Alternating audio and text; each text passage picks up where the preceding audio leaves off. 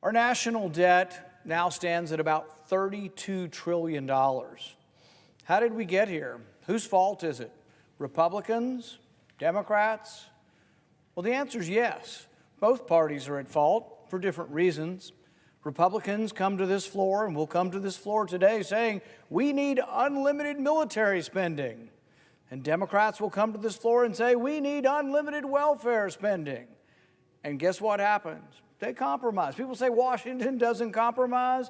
They compromise all of the time. That's what this debt deal that's before us is compromise. But the compromise is always to spend more money. How do we know that? The debt deal that's been crafted by Biden and McCarthy is an unlimited increase in the debt ceiling. See, historically, when we raised the debt ceiling, it would be $100 billion or $200 billion or, God forbid, $1 trillion. It was a dollar amount. This debt ceiling will go up till January 2025. How many dollars will be borrowed? As many as they can possibly shovel out the door. It will be how much money can you shovel out the door until January 2025. That's how much we will spend. Is there a dollar amount? No. How much can you shovel it out and how fast can you shovel it out? There will be no restraint from this debt deal. There is a pretense. There is a playing around the edges as if, oh, there might be a cut here or there might be a cut there. There are no cuts. Why? 2/3 of your spending is entitlement spending.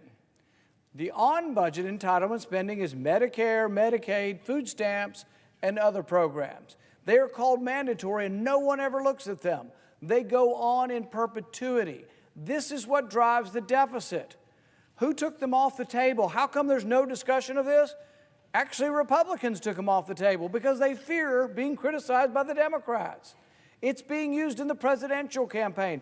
Let's not talk about the entitlements, but that's 2/3 of what gets spent every year. So if you don't talk about the entitlements, if you don't talk about mandatory spending, you're frankly not a serious person, and you will not make a serious dent in this problem. So we've taken off the table all mandatory spending, no discussion of it. Does this mean they're in good shape, that Medicare and Social Security and all these programs are in good shape? Heck no, they're not in good shape. They're all running out of money. They're headed towards bankruptcy. Is anybody brave enough to reform them? No, not a damn thing's going to be done for any of them. But when you take them off the table, take all the entitlement spending off the table and do nothing about it, now we're down to 1/3 of the budget. So now you're going to try to do budgetary reform while excluding 2/3 of the spending on 1/3. But it's worse than that. The 1/3 they call discretionary spending. It's about $1.6 trillion. Half of that's military. So they took that off the table. So mandatory spending, entitlements, is going up 5%. Under this deal, because that's what it's been doing for years and years, it's going up at 5%. The military is going up at 3%. So what are we left for? What are we left looking at? We're looking at 1/6 of the budget. Somewhere between 15 and 20%, a small sliver of the budget. It's called non-military discretionary, and they think we're going to do some kind of fiscal reform on that small sliver of government. Well, guess what? You can't do it. You can eliminate all of the non-military discretionary money. Leave the mandatory in place, leave the military in place, increase them, eliminate all of this other chunk of money, and you still never balance a budget. See, there was a time when there was a conservative movement. The conservative movement had a voice in Washington. There's still some voice, but not much. But there was a time when people on the conservative side of this said, well, in order to be a thoughtful, rational, realistic, strong response to the budget deficit, you would have to balance your budget in 5 years. In fact, we voted on a constitutional amendment in this body, and every Republican voted for it. But it said you had to balance 5 years. Why 5 years? Well, because most of the plans that lasted longer than that, most of the plans that balanced in like years 9 and 10, were basically somebody fudging the numbers and hoping something good would happen in year 9 or 10, but the only years they actually had any power over the first year or two, there weren't very many cuts.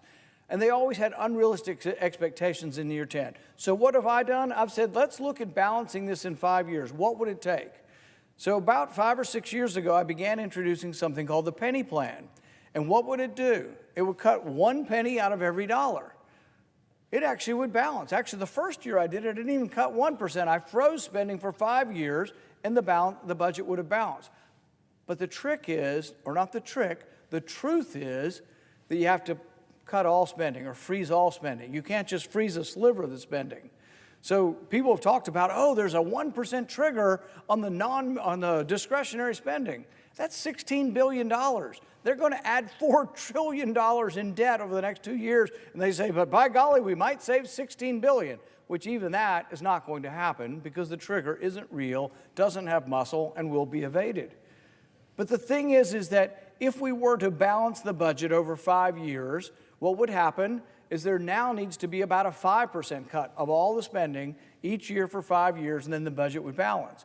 And you say, well, isn't it just a number? What would that mean to real people? Why do I care whether the budget is balanced? Well, go to the grocery store, go to buy gas, go to buy anything, go to pay your rent. Look at your cost of living and look at what inflation is doing to you. Who does inflation hurt the worst? Those on fixed income and those of the working class, because they don't have extra expendable income. Most of their income goes towards things that they have to purchase each month. But where does inflation come from? A senator from Indiana described it accurately. We run a debt, this place spends money we don't have, and where's the deficit made up for? We sell that debt to the Federal Reserve buys it, and you're like, wow, this is a great system. We spend money we don't have, we print up these things called Treasury bills, the Federal Reserve comes over and then buys them. Wow, we can just do anything we want. We have the printing press. But when they create new money and that new money enters into circulation, that is inflation. Inflation is an increase in the money supply. And when you increase the money supply, you chase the same amount of goods, you're going to chase the prices right up. And that's where inflation comes from. So the debt is not just a number. The debt is about the value of your paycheck. It's about how far your paycheck goes. So right now we're in a bit of a spiral. We've had 9% inflation. It's a little lower now, but we've had as high as 9%. And I think the cost of living increase for Social Security went up 9% to match that. But you'll actually find people who say, you know, even with the 9% increase, I still can't buy everything I need. I'm actually still being squeezed. But it's a bait and switch. It's because your government isn't honest with you. If your government wanted to be honest with you and they say, we're going to be everything to everyone and we're going to give you stuff. And it's funny because we have this comparison sometimes with Sweden, and people say, and many Democrats will say, we want to be Sweden, and we're going to give you everything, and we're going to have a big government that coddles you from cradle to grave. But you know how they do it in Sweden? With a balanced budget. And I'm not advocating we become Sweden, but they balance their annual budget every year. You know how they have all that free stuff to give everybody? How they have a safety net that includes everything, including college, free health care, everything? They tax everybody, enormous amount of tax. Over here, the bait and switch is they'll say, we're just going to tax the rich people. It's easy. Just tax the rich people. They don't do that in Sweden, though. In Sweden, they tax everybody. It's a 60% income tax beginning at $60,000 a year. So everybody pays. The middle class pays. So if we wanted to be honest, and we're going to say, we're going to give you this massive safety net, you don't have to work, everybody can have a basic income, you do all of this, we would be honest, or we should be honest and say it would take massive taxes. Instead, there's a dishonesty. But the dishonesty is on both sides of the aisle. The Democrats say welfare is free and the safety net's free and Social Security is free and all these things are free. What do Republicans say? The military-industrial complex is free. You can have all the weapons you want. You can give hundreds of billions of dollars of weapons to Ukraine and it won't cost anything because we'll just print it up. See, there were times in our history when you went through a war, and the devastation of war in World War II, that people actually suffered, and you could see the suffering, and people felt like they had to pay something. But now we just put it on the tab. But there is a point at which the tab gets so large that there can be something precipitous happen. The question has always been, is this a gradual problem where we'll just have to deal with a little inflation, 5-10% here, or is there a point at which there's a calamity? If you look at the stock market for the last 100 years, some people will point to like 7 different days in which like 80-90% of the downturn occurred in 7 days in the last century. Is there a possibility of calamity when we're so destructive to our dollar, when we're so destructive to good sense? I think the American people want more from us. Recent polls have said 60% of Americans say don't raise the debt ceiling without significant reform. 43 Republicans, 44 of us actually said we want significant reforms before we raise the debt ceiling. But then the devil's in the details. The devil's in concluding what is significant and what is not significant. So what will end up happening, my prediction here is almost every Democrat will vote to raise the debt ceiling, and about half of the Republicans will vote. It'll be a 75-25 vote, and in the end, the debt ceiling will go up. People say, well, that's good. We didn't have a calamity. The stock market didn't crash because we didn't pay our debt. But you might want to ask yourself, is this really a contrived controversy? Is there really a reason in which we would ever default? Is there a reason why we wouldn't make our interest payment? We bring in $5 trillion, and our interest payment's $500 billion. So that would be like you make $100,000 and your mortgage payment's $10,000. If you made $100,000 a year and your mortgage payment was at $10,000, is there any chance you would ever default? Is there any reason you wouldn't cut your other expenditures to prioritize your interest so you don't get kicked out of your house? That's what every American family would do, but we don't do it up here. So we threaten default. We scare the markets and say, oh, no, we'll default if the debt ceiling doesn't come up. No, we would default only if we refuse to cut spending.